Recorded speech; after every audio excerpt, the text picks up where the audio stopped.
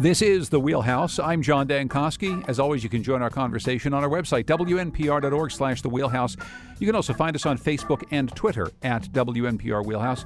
Today, we've got a split program. Yes, I'm in the Hartford studio of Connecticut Public Radio, but joining me from our New Haven studio at Gateway Community College are a whole team of really smart New Haven insiders. Paul Bass, the editor of the New Haven Independent. Hello there, Paul. Good morning, John. Also with us is Dr. Kalila Brown-Dean, Associate Professor of Political Science at Quinnipiac University. Hello there, Dr. Brown-Dean. Hi, John. And also welcome to Dr. Jonathan Wharton, Assistant Professor of Political Science and Urban Affairs at Southern Connecticut State University. Hello there, Dr. Wharton. Good morning, John, from Elm City.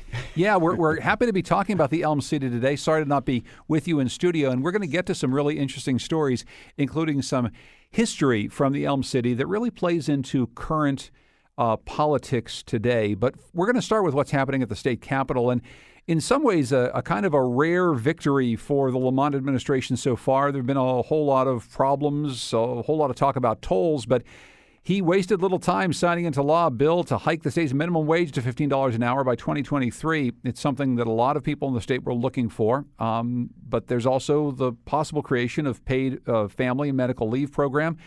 There's also the possibility of a public option.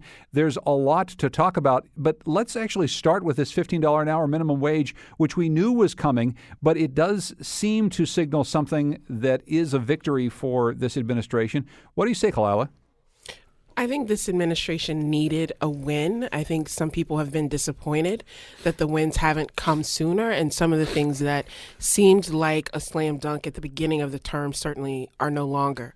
One of the questions that I have, however, is that it doesn't seem like as a state, we really have the opportunity to discuss what these things will mean. So raising the minimum wage is fantastic.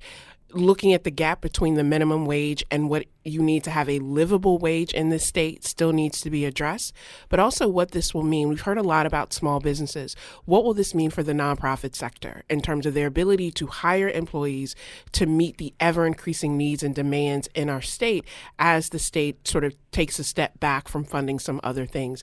That's a part of it moving forward of implementation that I think the administration and also the legislature needs to address. Well, and Jonathan, that's one of the things, of course, your party, the Republican Party, has pushed back on. It's the worries that small business and even some nonprofits that others that need to find people to fill these jobs have in making sure that they're able to pay a $15 an hour minimum wage, regardless of whether or not that's actually a living wage here in the state. Well, yeah, the overall problem is, and certainly, yeah, you're right, the state party has made this an effort, especially among the party leaders, that is the overall state economy right now. We have not really grown as a state. And so what do we do with the businesses that still remain here or try and remain here if we're having a problem here with our own economy writ large? Not grown as a state, but I guess I'm wondering about that. When you look at the downstream impacts of a $15 an hour minimum wage, there are obviously some pressures on small business people, but there's an awful lot of pressure maybe heading the other direction, people who work at the Walmarts of the world who've got a little bit more money in their pocket, Jonathan. Right. And so what does this mean? I mean, especially for the future in the next few years, since this is going to be taking place in increments in terms of what the plan is. I also think I'm going to share, the same sentiments that the good professor has just mentioned. Yes, it is a victory for this administration. They needed something now at the end of May. I mean, it's overdue. Anyway, I don't think it's okay. Yeah. First of all, I think it's a canard to say that you're going to hurt business by. I can't believe we spend all this time arguing about whether to raise people's pay 4 years from now. $50 an hour, where a lot of people would still be in poverty wages, if they have kids at that level. No one talks about the lower taxes on the wealthy compared to our surrounding states. No one talks about anybody ever contributing to solving the woes of the state except for the poor and the middle class.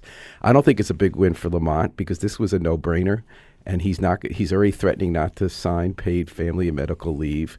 He's taken off the table the only pain he is feeling is the pain of people at his country club in Greenwich when they say, it would hurt us so much if you continue taxing our estates and you would ever consider having marginal tax rates above $1 million taxed at the same rates they have them in New York or almost the same rates in Massachusetts. I don't see this as any big win at all. And, people always bring up there are individual small businesses that might have a hard time paying the wage. But as other ones will tell you, if their competitors have to pay the same minimum wage, then they're okay. I think Kalila is correct about the nonprofit sector is a little different because they're not in a competitive industry. But even there, if you're going to have somebody working poverty wages and creating a need for them to have social services even while they're employed, at what point does it even make sense? Well, so Kalila, let's talk about this a little bit more holistically, too, because I do want to get to paid family leave in just a moment. But when we talk about the real impacts of something like this, as I think all three of you have pointed out, this may have some pressure on some small businesses, but it's basically getting people out of absolute poverty wages. We've been told the housing wage to be able to afford just a place to live, a place to rent in cities here in Connecticut is something like $25 an hour. So we're not going to get anywhere near that. How do you propose that we think about this a little bit more holistically and think about all of the things we actually need to get done in the state as opposed to just signing a bill that says, okay, great, $15 an hour in a couple of years and everyone can go home happy? And I think that's the real concern, as you say, the holistic concern, that if people have said, look, we have now promised to raise minimum wage to $15, stop complaining. If you can't take care of yourself and your family, just work harder. Not understanding how many people in this state work multiple jobs and still can't afford basic things like adequate, safe housing, given how this market is across the states, particularly in a number of cities where people are seeing this growth in areas that does not really match their family situation. And that's what I mean about having the conversation. So to Paul's point, yes, the governor may be facing pressure from his elite friends, but we also know those are the people who push a lot of policy, who push votes, who can have an impact on implementation.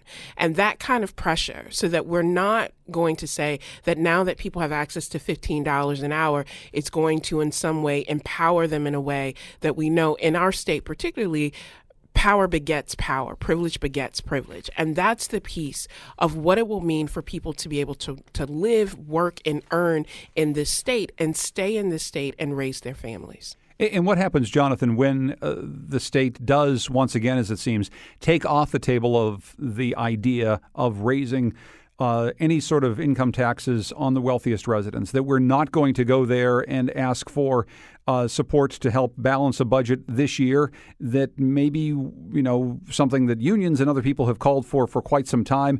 There's quite a bit of headroom compared to the top marginal rate that is paid in other states. When our state just once again says we're not going to do it because some folks in Greenwich say it's not a good idea, and now we don't have that option on the table to be able to help balance the budget and help be able to pay for some of the things we need. Actually, I think it sends a bigger, broader message beyond Greenwich and even Fairfield County. It sends a message that, there are going to be some, tolls coming down the road if it does pass it all this summer, that at least, the state is not trying to go after increasing income taxes, especially upon the millionaires and billionaires. Look, the reality is that we have an image problem in this state. The tax is increasing, significant issue and a problem for many of the businesses in terms of attracting them to come here. If you're looking to go after a certain segment of an economy here, that can send a powerful message. And so I think the fact that he's not doing that in a non-election year is a start. Millionaires and billionaires. You were quoting anyone in particular? Oh. Jonathan sounding like a different. It's a reality, Paul. It says, hey, look. If you're trying to attract businesses, especially coming back to the state or even staying in the state, what kind of message does it send if you're going to go after a certain segment of a Well, community? I'll tell you about a message. GE, where'd they go? Oh, Boston, where the CEO pays more in income taxes. Right. Oh, but at least Aetna left. Oh, wait, they went to New York, where he also pays more income taxes. I wonder if charging even remotely modest income rates, tax rates on marginal incomes over $1 million might let you pay for infrastructure like education and public transit and decent schools and higher ed and research and development that might create jobs and create wealth rather than having to spiral to the bottom of who can cut the taxes But the Paul, most on the rich. how many articles have been written by journalists and reporters, by your colleagues, putting out the imagery that, we're hemorrhaging all these people who are leaving But the we're state? not hemorrhaging. It's not even, if it's at most a trickle, and in fact the evidence has shown that we've actually gained people back in the ones we lost. And we lose into Florida, where they have no income tax, and if we fight that race, we will continue to lose the employers to Boston, to New York, places that actually have vibrant infrastructure for job creation.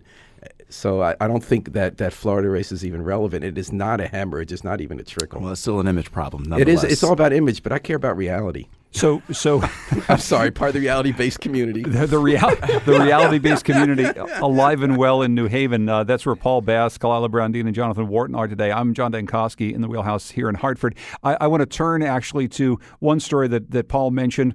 Ned Lamont, the governor, says that he has threatened to veto a version of a bill passed by the state Senate that would provide paid family leave. He wants private insurers to have the chance to design and administer the program. The Senate bill calls for this to be run by the state government.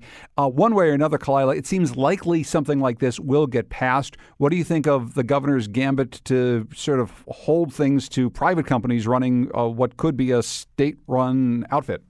Sure, because that has worked so very well in the past when we privatized what are simply public functions.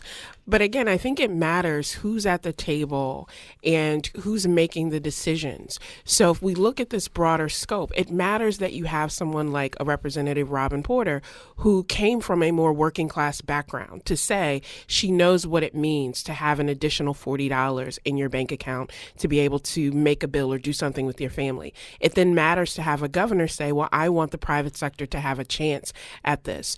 His point about budgeting and what that will mean is well taken. But the idea that now the private sector is going to control this function should raise a lot of alarms, particularly for the people who are saying that giving families, giving individuals basic access to these kinds of measures and protections will improve communities overall. I'm not sure that a profit-driven private industry can really meet that same function. Paul, what do you say? I think to Kalila's point, by the way, Jonathan, I just want to correct before. I shouldn't have given you a hard time. I think image does matter because it becomes reality if that affects the way people make decisions. So I'm sorry for being glib there. Appreciate that.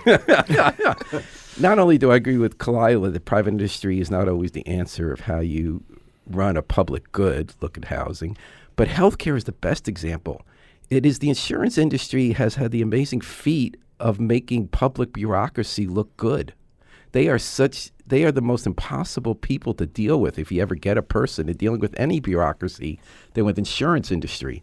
So I think it's sick that of all the big issues in the state, Ned Lamont is holding up long overdue family and medical leave because he wants the insurance company, the most evil, incompetent bureaucrats in our country, to take over a program. And that he would let that be standing in the way of making a decision when he's not even putting on the table having his pals in the corporate world and the inherited wealth world pay some of their share in dealing with our challenges in our state. So I do think it's downright sick, and I hope that every union member in the state and every progressive Democrat who thought it was a good idea to make Ned Lamont the governor is pretty ashamed this morning. Jonathan, what do you think about this plan?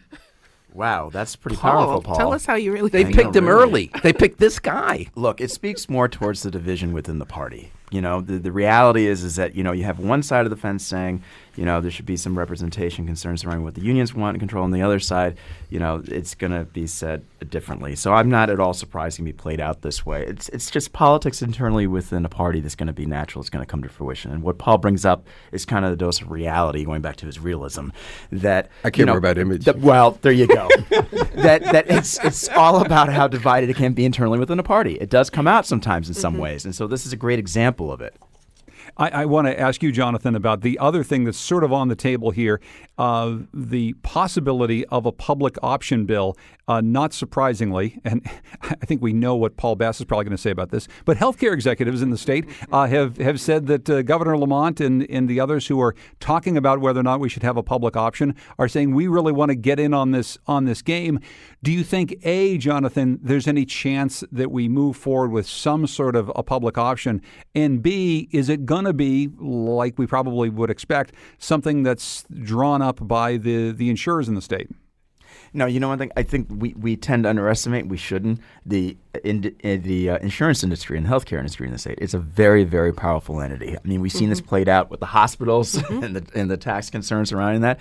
We certainly know full well the emphasis in the capital region of how prominent the insurance corporations play. So you can't ignore these segments of Connecticut, and so neither should the Democratic Party, let alone the governor as well. I think they're going to be very good at organizing, orchestrating a pushback towards that. Do you see an irony here? The argument that Ned Lamont is making, this is not all contradicting you, Jonathan. Ned Lamont is making that when it comes to paid and family leave, we want to have competition so that the insurance industry compete with public sector to show they can run it well. But with a public option, which isn't even talking about replacing private industry, they're saying, God forbid, let the public sector compete with the greedy, inefficient insurance industry whose whole business model is take all the money from you and give you less health care back that you deserve. So they would have a little competition, God forbid, from the public sector. All of a sudden, they're wusses with their tails between their legs and running away and using their friends in power to try to stop it. I see a contradiction, John. Kalila? I mean, Paul, what did you have for breakfast again? It was kashi with freeze-dried berries. That kashi is pretty powerful. Just to reset for folks, I Speaking of a bigger hippie. I ask people what they eat for breakfast so we can sound check, and Paul had the most glorious, lovely little breakfast. But it seems as though, Kalila, that something happened in his Wheaties. I don't know what it was, but I think so. It's like Hulk smash this morning. But, again, I think it would be wonderful for us to be optimistic that this will all work out and that we will have the state that is progressive in terms of addressing what I see as basic needs and not progressive at all, but people like to present it that way. But the reality is there are very powerful interests in this state who are very powerful lobbyists who can hold over people's head the threat of not just reelection, but we already know the reality is that this state is not hemorrhaging people because the people who can afford to leave this state will leave regardless of, who the governor is or what policy they're putting forth. But the perception of that is now pitting working class, middle class people against one another who see their interest as fundamentally threatened because their neighbor now has the opportunity to stay home with a sick child or care for an aging parent, as so many people in our state now face that sandwich generation. So we have to get around that and not cede that public square to politicians or to lobbyists or to business interests who is really in their best interest to keep us fearful of one another and battling each other for crumbs as opposed to claiming a larger piece of the pie that we pay for. That's Kalila Brown Dean, Associate Professor of Political Science at Quinnipiac University. Jonathan Wharton's here as well. He's from Southern Connecticut State University. And Paul Bass, editor of the New Haven Independent. They're all in New Haven today. I'm in Hartford. We're having a lively conversation about the week's news in the Wheelhouse. Coming up next, we're going to reflect back on a murder 50 years ago this month that triggered the Black Panther trials in New Haven. What issues is that city still grappling with a half century later? It's coming up next in the Wheelhouse.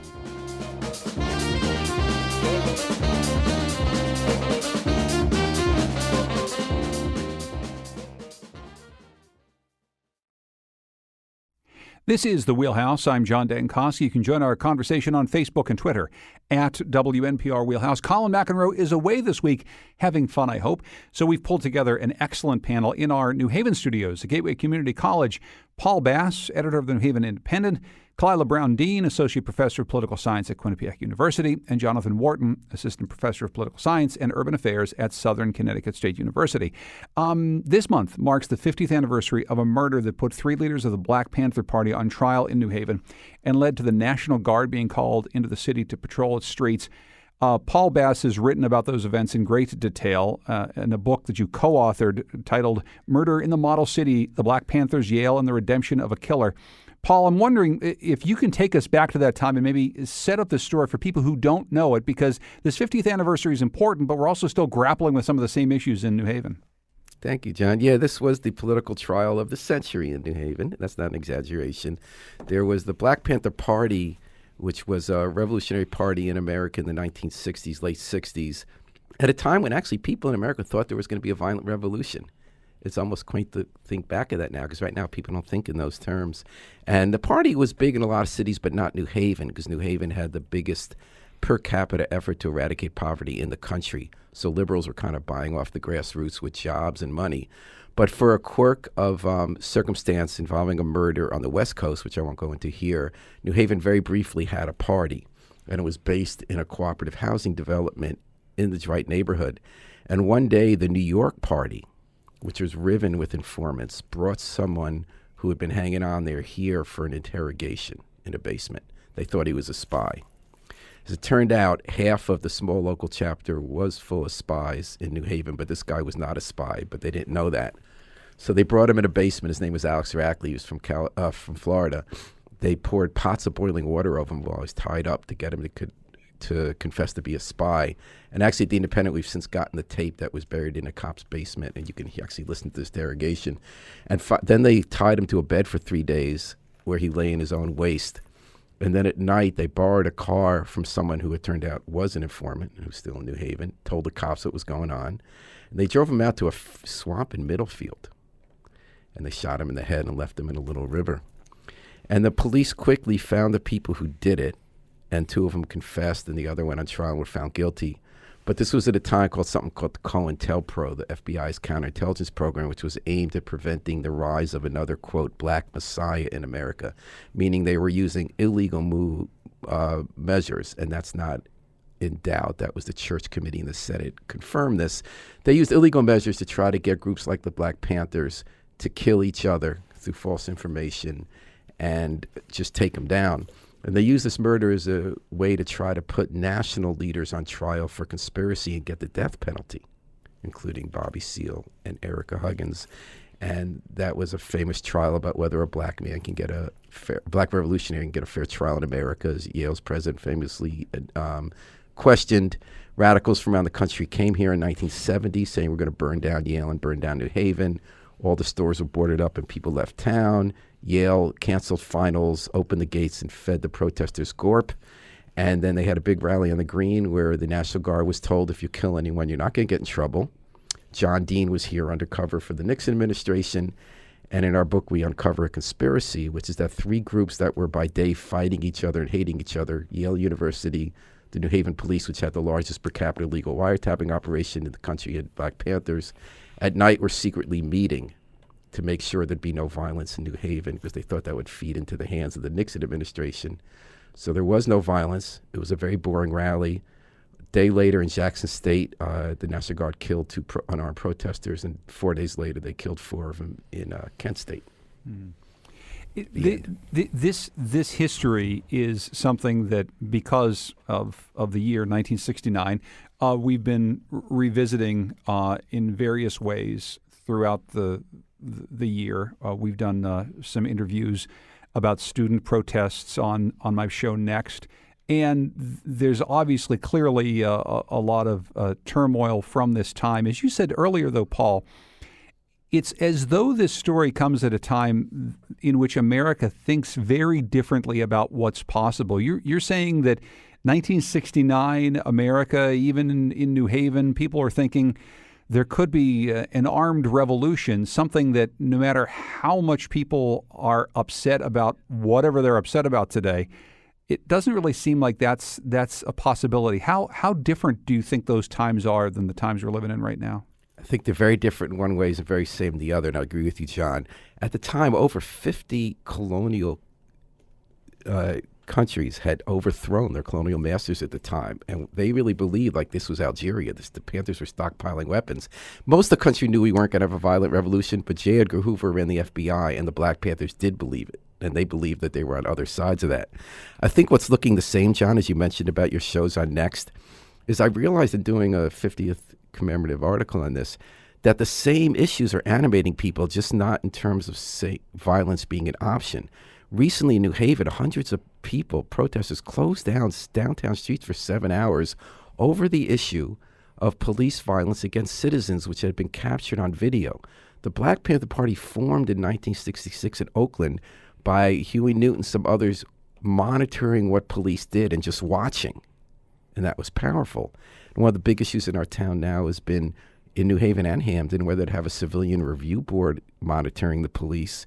And slumlord issues have been big in the news and what people are concerned about, and hunger, which were really the Panther platform when you get down to the core of it. Kalila, I wonder if you can pick up on this, and Jonathan, too. You both teach political science to young students who don't well remember this time. I think it's fair to say both of you are a little too young to remember being there at the time as well. But I'm wondering if you can put in some context what Paul's talking about, a current situation in which some of the same problems that led to these clashes 50 years ago are still here in many neighborhoods, not just in New Haven, but in cities across our state. Nothing's seemingly been done to solve them, but we seem to be approaching things very differently. Kalila, what do you say? I think that legacy of trauma is important. That legacy of feeling like you are left to the whims of those with power and feeling powerless and trying to be self-empowered provides a context, particularly as there are people in our country talking about race, reconciliation, and reparations. What do we owe to people like George Edwards, who were falsely accused and then sent to prison as a result of this? Himself a victim who had been tortured because of this COINTELPRO FBI involvement and left to fend for himself. What do we owe to him? This is now the 30th anniversary of the Central Park jogger case. And those 5 young men who were forced to confess, young people, some of them having intellectual challenges, and now that legacy of being falsely accused, sent to prison, and trying to rebuild your life. So it is no surprise to me then that there are people who do not trust government. There are people who do not trust law enforcement. So that even as you talk about community policing, the most basic recognition of the harm that has been caused can go far. It's also interesting that we're now in this time where people stake their entire vote on protecting the Second Amendment and feeling like the right to bear arms is this central and essential constitutional protection. And yet you had members of the Black Panther Party, members of the MOVE community in Philadelphia, who were sent to prison for affirming the Second Amendment. So understanding that historical context and how it plays out differently based on issues of race and class are the kinds of things that I want students to understand, but also everyday people to grapple with. Well, it's interesting. I've studied a lot of this, but more from the Newark ground level in terms of what took place in the 1960s, especially with the riots there. And I wrote a chapter on purpose in my book about this because I've always been fascinated by urban America in the 1960s. And you see similarities in some cities like Newark and New Haven where there's this distrust, as the professor said, but also this understanding or misunderstanding, better yet, of how maybe local, even state government operates. There's a frustration in many inner cities of finding pathways of connecting themselves with City Hall. And I think that what took place, at least in the late 1960s, was people from the outside coming in, trying to find pathways of connecting the community directly to government. And in some ways we saw this certainly with the Black Panther Party. And this is just in cities, around the nation, not unique to just New Haven and New York. But even today, what can we do to mobilize and connect our local government with communities? Sometimes we see that many people don't know their public officials. And what pathways can we do for dealing with the generation gaps that still persist even today to get younger people to mobilize, to be involved, to be engaged? And what Paul raised up earlier was that we're seeing this now in terms of some of the recent shootings in Hamden and New Haven where, the concern is let's bring it to our town hall and city hall. But we still need to find a better way of connecting younger people to their government officials. Paul, one of the issues that you say has persisted that you and your newspaper, the New Haven Independent, have been writing about quite a bit recently is something that's happening not just in New Haven, but happening around the state, happening around the region. It's just really unaffordable for people to make their rent. You've told stories about people being priced out of places through gentrification and people living in incredibly substandard housing. Our own Nicole Leonard has been reporting on substandard housing and slumlords being cracked down here in Hartford. This is a problem that, as you say, was on the minds of the Black Panthers in the late 1960s, still on the minds of people today. And in some cases, in some parts of the cities of New Haven, Bridgeport, Hartford, it honestly hasn't gotten all that much better, except that the rents have gotten so astronomically high that it's very, very hard for people to find a place to live. Yeah, and actually, there's a new twist on it, I think, John, just looking at a ground level in my tiny corner of the world, New Haven. A lot of times in the 60s when you had riots, including ones John talked about when we had New Haven, a lot of times the property was owned by people who used to live in a neighborhood and have moved away. Mm-hmm. Now you have huge amounts of property, especially slum property, being delivered through inside deals from lenders, banks that accumulated a lot of them through the subprime lending scandal and all that. They give these properties to these large, out-of-town slumlord management companies that are getting, in New Haven, it's tens of millions of dollars a year coming in from other states and other countries. And people and neighbors don't have a chance to buy that property because it's easier for the lenders just to unload them that way because these people have cash. Section 8 subsidies are propping them up, and that money's not going into improving the properties. And government is so underfunded because of this rallying cry never to have the wealthy pay taxes, have enough money to run government, that we can't monitor them. We have 4 inspectors at New Haven's anti-blight agency to keep track of 25,000 housing units. So it's not a surprise that they were unable to catch a slumlord from New York who converted a 2-family house into an illegal rooming house with no working smoke detectors, where 2 people died and 4 firefighters got hurt the other week. So I do think while the core issue remains the same, as you mentioned, John, the way we tackle it and the roots of why it's happening are different. In terms of the high rents, that's a complicated question. And this is beyond my expert base, okay? So a lot of people say that when you're building new upscale housing, if you're building it in places that you're not kicking anyone out and they're vacant lots, that will actually increase supply and drive down other rents over time. But that in the short run, it's kind of hard when people move around, and how do you find the right supports for them? So that's actually a complicated question. The debate is the most interesting, I think, in the Bay Area, when they've just had rent control in places like Oakland, and talking about statewide, and whether that's going to increase or decrease the housing supply. Sorry to get all nerdy on that. Well, no, let me help out with you a little bit on that, Paul. I mean, since I'm on the City Plan Commission, I mean, one thing we've been emphasizing over and over again is to make certain that we have in new construction, housing, especially around downtown, to make sure that there's affordable housing about 20%, at least as a marker. Now, other cities have done the same thing. Some have done even as high as 30 and 40% from what I've seen in Newark and even Jersey City and places in Westchester County. So we're starting to see a bit of this now in New Haven to deal with the housing problem. And I would offer that it is an issue. But I think in many communities it's a bigger issue than other neighborhoods around New Haven. It really depends from one neighborhood to the next sometimes. And then once in a while, like we had a story last week about an older gentleman whose rent went up 65% in his house in one building. That was a case like classically gentrification. A single building was run down, someone puts millions in, they're going to fix it, going to raise the rent. But in almost all the cases, it's on vacant lots that they're building this new housing. And it's unclear whether the high rents they're charging there, which blow us all away, $3,000 for studio in New Haven, you kidding? Right. But whether other rents actually go down over time, we're going to have to see which experts are right about that. But I think this is a structural problem, whether we're talking about 50 years ago or we're talking about today. There are generations of redlining that have made certain neighborhoods more attractive than others, but also created invisible walls to keep certain people out. And so if you look at these new government policies surrounding opportunity zones, who are the people who will be able to really take advantage of that, who will have the capital to be able to invest and rebuild communities or strengthen communities, whether that's an outside entity, which will probably be what it is, or people who are inside the community? And to think back to the Black Panther example, the Black Panthers said children in this country, regardless of their race, deserve a good chance at being successful. And one way to do that is to provide breakfast to them, to be able to say, start your day with a healthy breakfast. Juxtaposed now, 50 years later, school children are being shamed because their parents can't pay for their lunch or can't pay for their breakfast.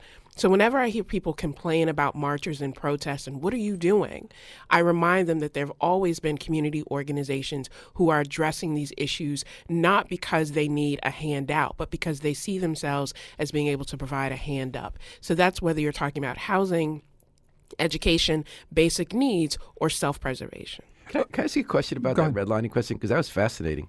Is that okay, John? Yeah, absolutely, please. Yeah.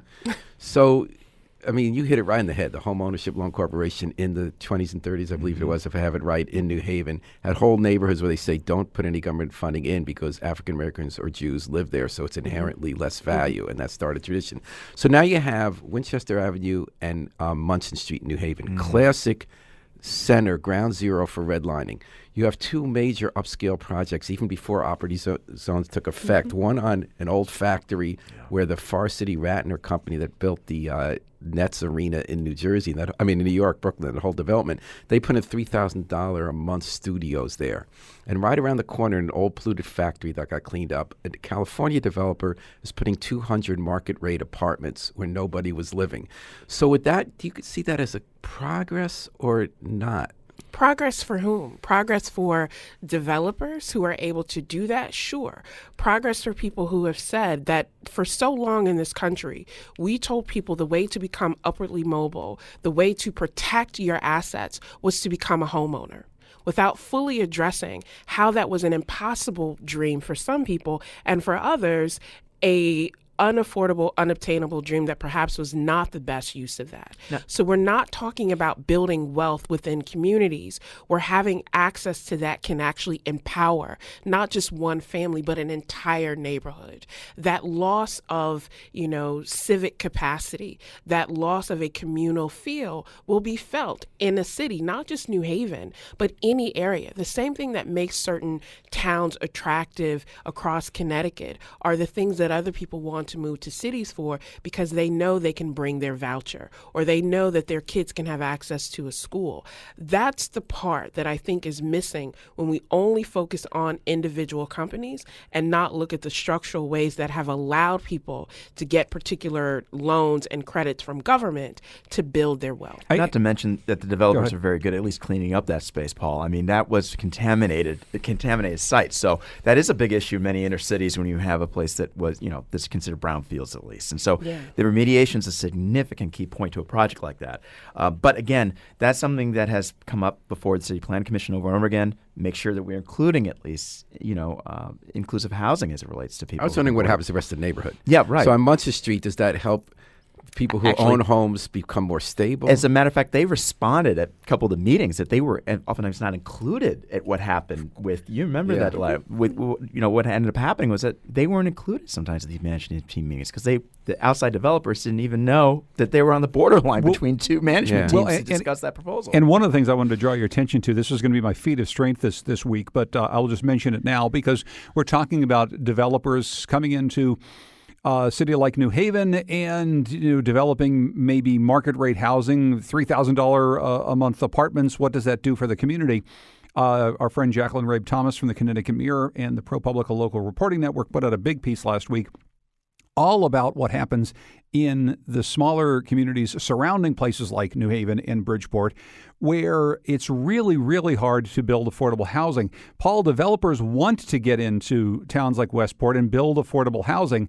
And because of zoning restrictions, because of slowdowns, because city government just doesn't want to build them at all, it's darn near impossible. And so if all of the new housing that's being built in the city is out of reach for people, and no one wants to build affordable housing outside the city in some of these other communities, despite laws in the books that say that you need to have a certain mix of affordable housing, what's a person to do?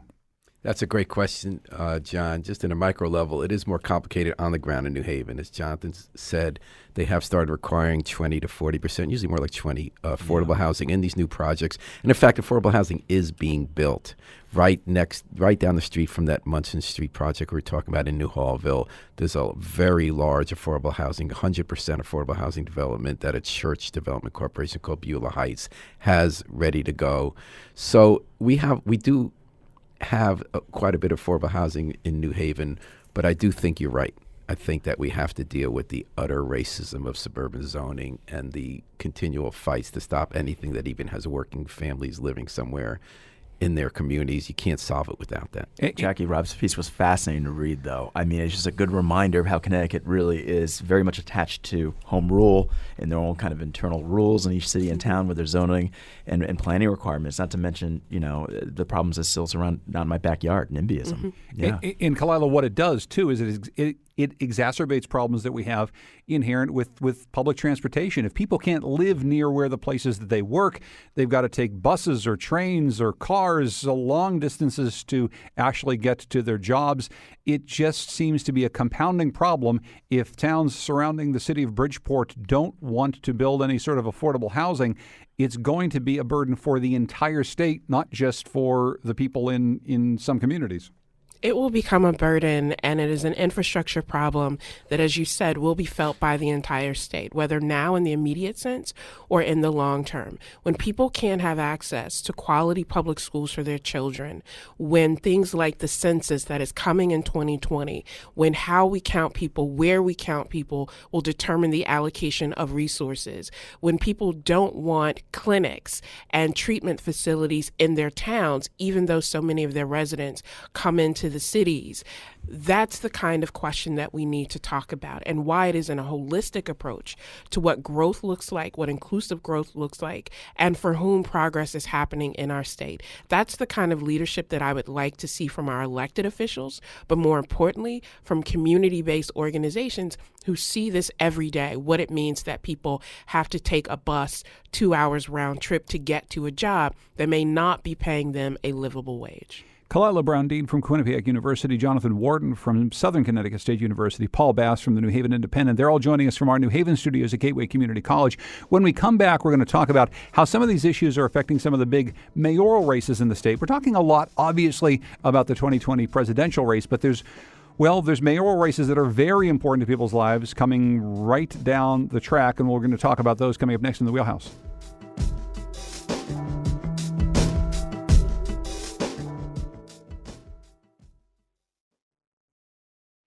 This is the Wheelhouse, our weekly news roundtable. John Dankosky here with our panel from New Haven today. They're at Gateway Community College. I'm up in Hartford. Colin McEnroe is away. We're joined by Paul Bass, editor of the New Haven Independent, Kalila Brown-Dean from Quinnipiac, Jonathan Warden from SCSU. We've been talking about a lot of issues, both national and local, and we want to get to how they're going to play into mayoral politics this year. Obviously, Paul, I'll start with you, and you follow the city of New Haven the most closely. What issues are most resonant right now with voters as they think about who might take Toni Harp's job or keep her in her job? There are two sets of issues, John. One is global. New Haven as a city is doing better than it's done in half a century by any measure. And yet it still has some very important challenges that come back to income inequality and race. And on the other hand, government itself has had some fundamental structural problems, from a structural budget deficit we're worried about, and over the long term to the Board of Ed just being completely a mess and mismanaged. So you have the two leading candidates, incumbent Toni Harp, basically just saying things are going great in New Haven. We've had a lot to do with it, and we want to tackle our challenges with the same tools we've used. And her main challenger, Justin Elicker, saying the wheels have fallen off of government. There are landmines everywhere, and that it's time for a change. And then on the ground, we have issues like, how do we stop the exodus of police to suburban departments that can pay better? How do we reevaluate community policing for the 21st century? How do we put our house back in order, the Board of Ed? And are we ignoring long-term debt, and how we monitor lead paint and code violations in neighborhoods? As you talk to people in the city, Paul, do you get a sense that there are more people on the things are going pretty well here for the most part side, or more people on the we really need to do something about these structural problems that you've just laid out? You know, this is going to sound funny. Both. Yeah. I mean, it's this weird dichotomy. Every week we're having some groundbreaking or some great announcement, something cool that's going on in our civic culture. And every week we have some new disturbing development about the way government is run. It is hard to keep two opposite ideas in one's head at the same time. That's the challenge in New Haven. Jonathan, how about you? What do you see in this New Haven race? Well, I'm kind of intrigued to see, I guess at the end of the day, is there going to be a bigger turnout now because we see a formidable candidate who's come back years later to try to run, and of course that's Justin Elicker, as well as other candidates who are trying to chip away at Toni Harp. I'm curious to see, can we get beyond that 18%? We barely break even 20%. It's been since the 90s, Paul, since it was double that number. So I'm more not so much looking at the issues, but I'm more intrigued to see how many people are going to turn out at these debates and discussions, and are they going to now translate into more voters showing up.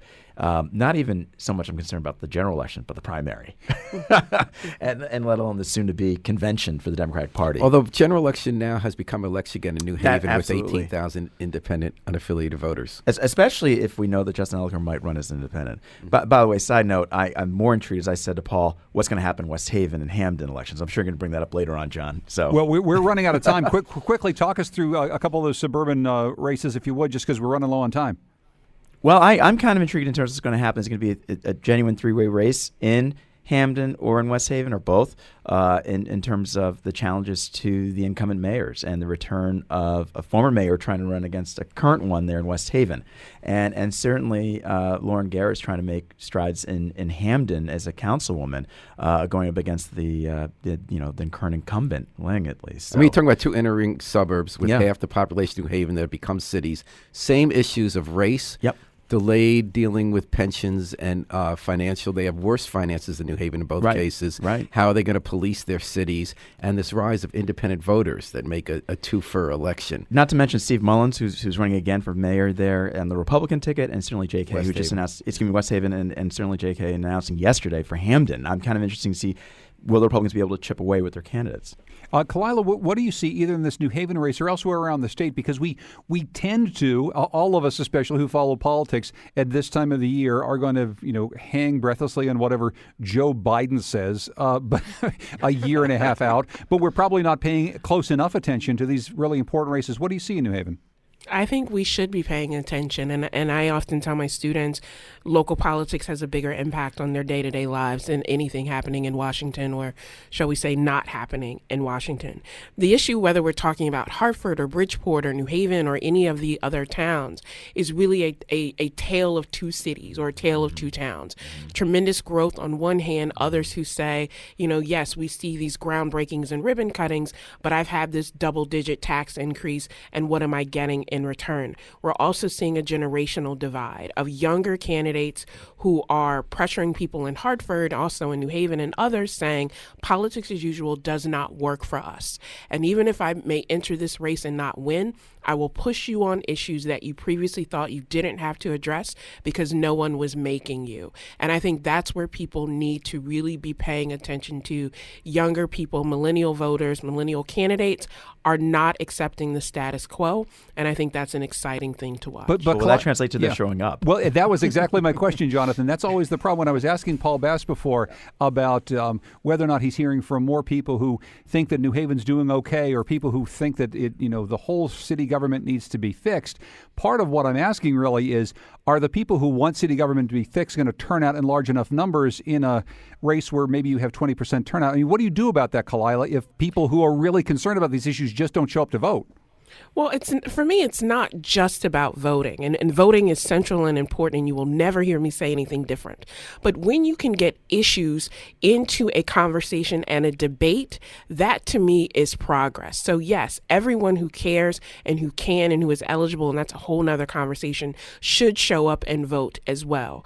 But just as we saw with the governor's race with issues coming in, we will see that in these mayoral races as well. As we start to ramp up some of these debates, bringing up issues. I'm pretty sure that some of these mayoral candidates never thought they would have to talk about legalization of marijuana, and now they have to talk about that. They never thought they would have to really talk about paid family medical leave, and now they have to address that. They have to address pensions. And so those are the ways that people can have multiple access points to change the conversation, but to really push so that you don't get my vote just because you look like me or just because you share a partisan affiliation. Now is the time for residents to really ask tough questions and demand real answers. And I will demand now, maybe not demand, I'll ask nicely. In the last 2 minutes, each of you can give me your grievance or your feat of strength. Paul Bass, I'll start with you. We just got a little bit of time left. In terms of people to recognize, Robin Porter, the state rep, as Kalila said, she went into politics as from a working family background, wanted to make a difference, spent years championing increase the minimum wage and family medical leave, head of the Labor Department, spent all night on the floor to get it through the House, and I think she's my person of the week. Jonathan Warden, how about you? A feat of strength or maybe a grievance? Well, I'll say I went last night to the state party meeting, since I'm on State Central for the Republican Party, and we had 26 new people get elected. So that's a big deal among 70-something there. So it's a good start, interesting, fresh moves. We'll see what happens with the chairman's race next month. Yeah, really quick, anything interesting going to happen with the chairman's race next month? Well, there was some discussion as to, there are going to be forums taking place among the candidates, in Torrington and other towns nearby in the next month or so. So we'll see what's going to be the outcome of that. The vote takes place at the end of June. All right, Kalila, how about you? My feat of strength goes to all of the graduates of the class of 2019, especially my niece, Michaela, and my nephew, Jacob, and also to Professor Wharton, who had an amazing accomplishment this semester of gaining tenure and promotion. That is definitely a feat of strength. Congratulations, my friend. Thanks so much, Professor. Well deserved. That is well deserved, and that's a great way to end it with Kalila Brown-Dean from Quinnipiac, Jonathan Warden from Southern Connecticut State University, tenured professor, Paul Bass, editor of the New Haven Independent. Thank you all so much. Thanks to Scott Breedy. Thanks to executive producer Katie Tolarski. Thanks to Tucker Eyes for running the board down in New Haven today, and Kion Wolf, our technical producer. We'll be back next week with Colin McEnroe sitting right next to me here in the Wheelhouse. I'm John Dankosky. Thanks for joining us.